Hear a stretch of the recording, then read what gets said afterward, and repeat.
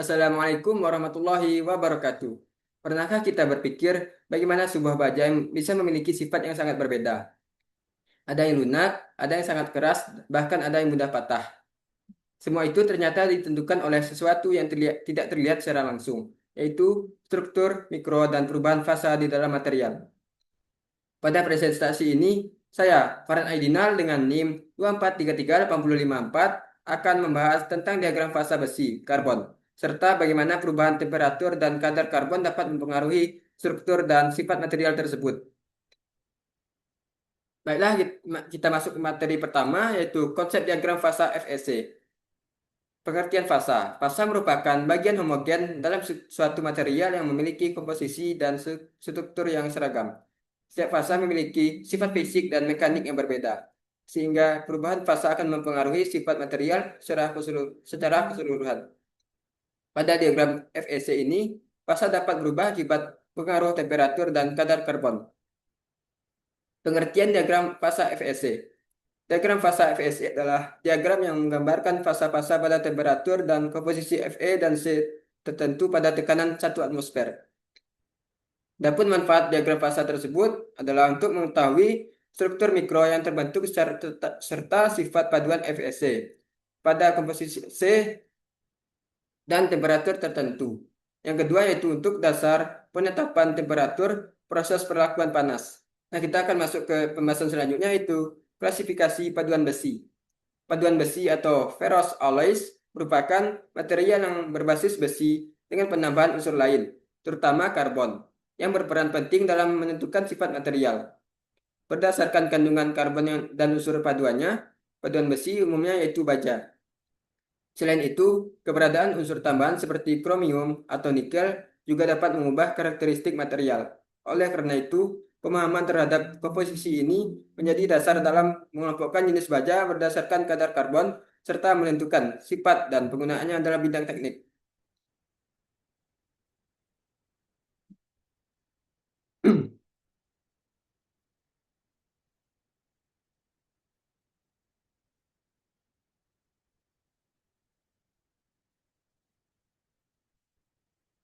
Salah satu cara paling umum untuk mengklasifikasikan baja adalah berdasarkan kadar karbonnya. Kadar karbon ini sangat berpengaruh terhadap sifat mekanik. Semakin tinggi kadar karbon, maka material akan semakin keras, tetapi juga semakin getas atau mudah patah. Sebaliknya, jika kadar karbon rendah, material akan lebih lunak dan mudah dibentuk, tetapi kekuatannya lebih rendah. Baiklah, yaitu yang pertama, baja karbon rendah. Baja karbon rendah memiliki kandungan karbon sekitar 0,04 hingga 0,3%. Material ini memiliki sifat yang lunak dan sangat mudah dibentuk, sehingga cocok untuk proses manufaktur seperti pembentukan dan pengelasan. Selain itu, baja jenis ini juga relatif murah dan mudah diproses, sehingga banyak digunakan dalam kehidupan sehari-hari. Contoh penggunaannya adalah pada bodi kendaraan dan tulang beton, di mana dibutuhkan material yang tidak terlalu keras, tetapi cukup kuat dan fleksibel. Yang kedua yaitu baja karbon sedang. Baja karbon sedang ini memiliki kandungan karbon sekitar 0,3% hingga 0,7%. Dibandingkan dengan baja karbon rendah, jenis ini memiliki kekuatan dan kekerasan yang lebih tinggi, namun masih cukup mudah untuk diproses dan jelas. Karena sifatnya yang seimbang antara kekuatan dan keuletan, baja karbon sedang sering digunakan pada komponen mekanik. Contoh penggunaannya adalah roda gigi dan berbagai peralatan mesin yang membutuhkan kekuatan yang lebih tinggi. Yang ketiga yaitu baja karbon tinggi. Baja karbon tinggi memiliki kandungan karbon sekitar 0,7 hingga 1,7%. Material ini memiliki sifat yang sangat keras dan kuat, tetapi juga lebih getas dibandingkan jenis lainnya. Selain itu, baja karbon tinggi juga lebih sulit untuk dilas karena sifatnya yang kaku. Karena kekerasannya yang tinggi, baja ini sering digunakan pada komponen yang membutuhkan ketahanan terhadap keausan. Contohnya adalah rel kereta dan alat potong. Nah, kita pasti ada perbandingan dalam baja karbon dalam ketiga baja karbon ini. Adapun pada baja karbon rendah, itu lunak dan mudah dibentuk. Pada baja karbon sedang, seimbang antara kuat dan ulet. Dan pada baja karbon tinggi, sangat keras tetapi getas. Pemilihan jenis baja ini sangat tergantung pada kebutuhan aplikasi di lapangan. Jadi, klasifikasi paduan besi berdasarkan kadar karbon sangat penting untuk memahami sifat dan penggunaan material. Dengan mengetahui perbedaan ini, kita dapat memilih material yang tepat sesuai dengan kebutuhan teknik. Nah, selanjutnya yaitu ada diagram fasa besi karbon atau Fe3C.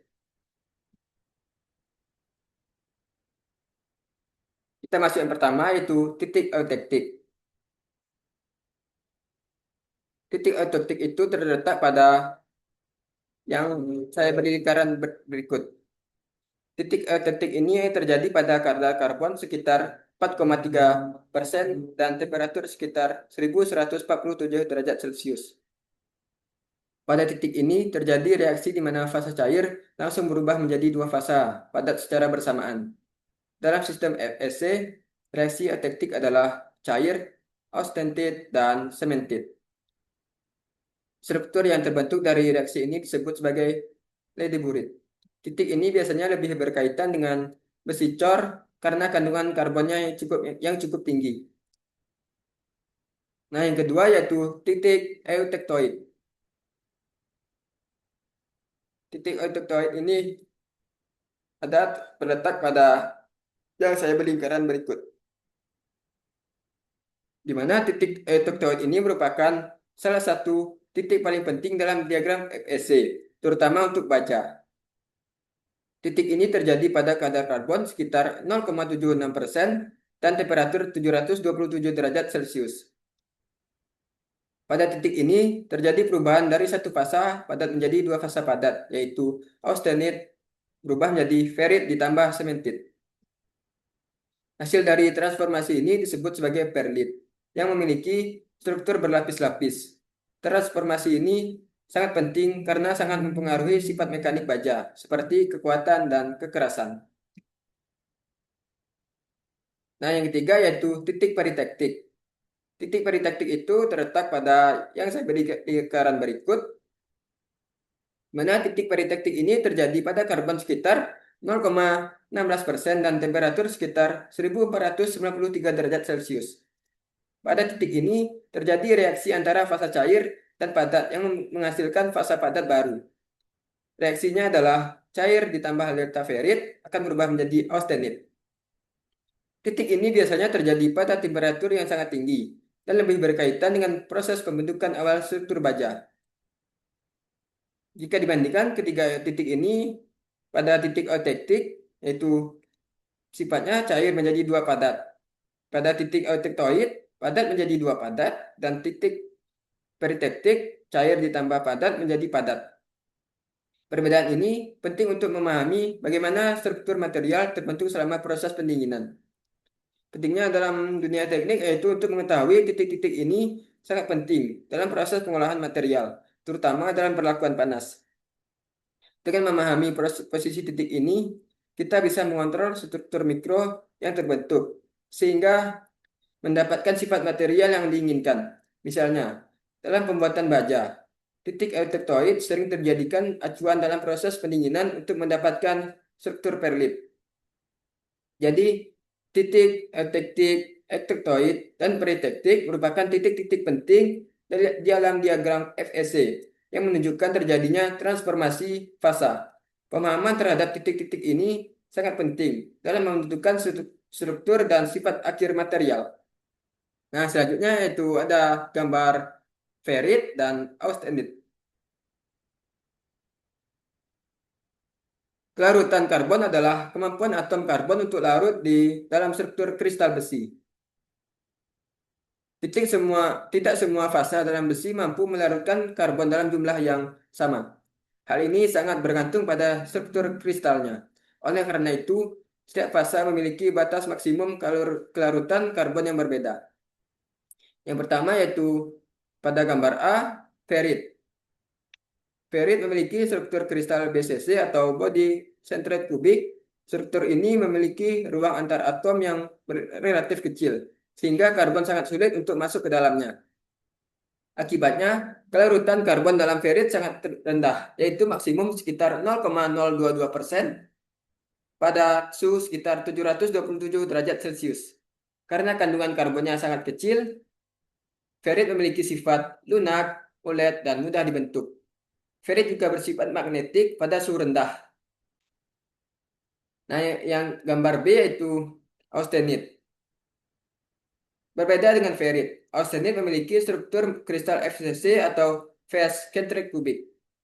Struktur ini memiliki ruang antar atom yang lebih besar, sehingga karbon lebih mudah larut di dalamnya. Larutan karbon dalam austenit jauh lebih besar, bisa mencapai sekitar 2,14% pada suhu tinggi. Karena itu, austenit mampu menyimpan karbon lebih banyak dibandingkan ferit. Austenit biasanya stabil pada suhu tinggi dan bersifat lebih ulet dan tidak bersifat magnetik. Jika dibandingkan, pada ferit terjadi kelarutan karbon sangat kecil dan pada austenit larutan karbon jauh lebih besar. Perbedaan ini sangat penting karena menentukan bagaimana kadar karbon berpindah saat terjadi pendinginan. Ketika austenit berubah menjadi ferit, karbon akan keluar karena ferit tidak mampu menampungnya. Karbon yang keluar ini kemudian akan membentuk sementit atau struktur lain seperti perlit. Hubungannya dengan mikrostruktur yaitu perbedaan kelarutan ini menjadi dasar terbentuknya berbagai mikrostruktur dalam baja. Misalnya, saat pendinginan, pada austenit itu berubah menjadi ferit dan sementit. Pada ini terbentuk perlit dengan struktur berlapis. Proses ini terjadi karena kadar karbon harus berpindah atau berdifusi ke tempat lain. Pentingnya diagram ini pada dunia teknik yaitu untuk pemahaman tentang kelarutan karbon sangat penting dalam proses perlakuan panas. Dengan mengetahui batas kelarutan karbon, kita bisa mengontrol struktur mikro yang terbentuk. Hal ini akan berpengaruh langsung pada sifat material, seperti kekuatan, kerasan, dan keuletan. Nah, selanjutnya itu ada perkembangan mikrostruktur pada paduan besi dan karbon. Pada slide ini akan dibahas mengenai perkembangan mikrostruktur pada paduan besi karbon. Mikrostruktur ini sangat penting karena menentukan sifat akhir material, seperti kekuatan, kekerasan, dan keuletan. Fasa-fasa utama dalam paduan FEC. Dalam sistem besi karbon, terdapat beberapa fasa utama yang perlu dipahami. Yang pertama adalah austenit atau gamma, yang memiliki sifat ulet dan tidak terlalu keras. Fasa ini biasanya stabil pada suhu tinggi. Kemudian ada ferit atau alfa, yang bersifat lunak dan sangat ulet. Ferit ini memiliki kandungan karbon yang sangat rendah. Selanjutnya ada sementit atau Fe3C, yang merupakan fasa yang sangat keras tetapi getas, sehingga mudah patah. Dan yang terakhir adalah perlit, yaitu campuran antara ferit dan sementit yang terbentuk melalui proses transformasi tertentu.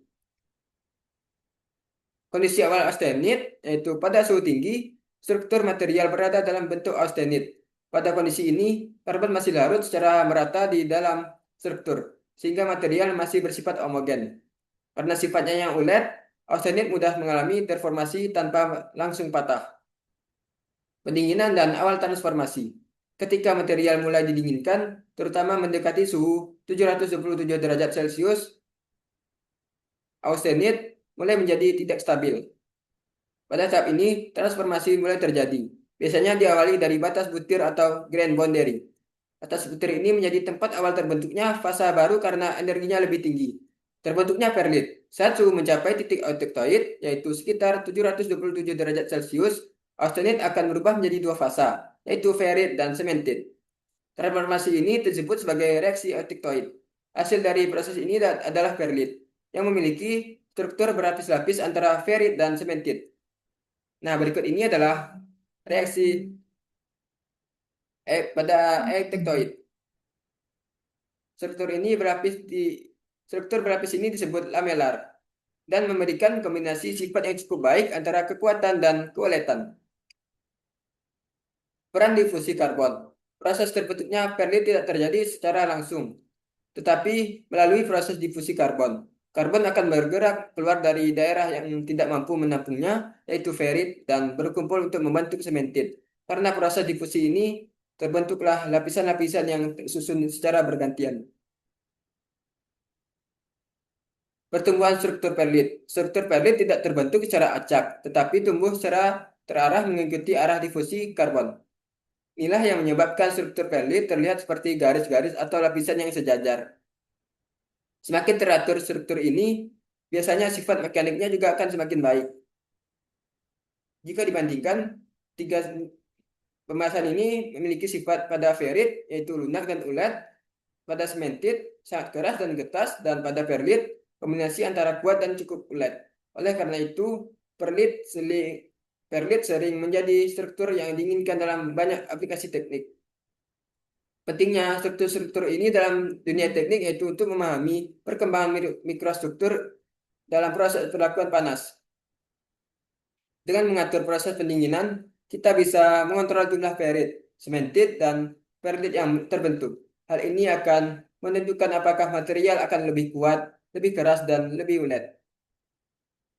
Jadi, perkembangan mikrostruktur dalam paduan besi karbon dimulai dari austenit pada suhu tinggi, kemudian berubah menjadi ferit dan sementit melalui proses difusi karbon, dan akhirnya membentuk struktur perlit yang menentukan sifat material. Dari pembahasan yang telah disampaikan, dapat kita pahami bahwa diagram fasa FEC bukan hanya sekedar grafik, tetapi merupakan dasar penting dalam memahami bagaimana sifat material terbentuk. Dengan memahami perubahan fasa dan perkembangan mikrostruktur, kita dapat menentukan jenis material yang tepat sesuai di kebutuhan teknik. Oleh karena itu, penguasaan konsep ini sangat penting dalam dunia teknik, khususnya dalam perancangan dan pengolahan material. Baiklah, sekian pembahasan dari saya. Jika ada kesalahan kata, saya mohon maaf. Saya akhiri. Wassalamualaikum warahmatullahi wabarakatuh.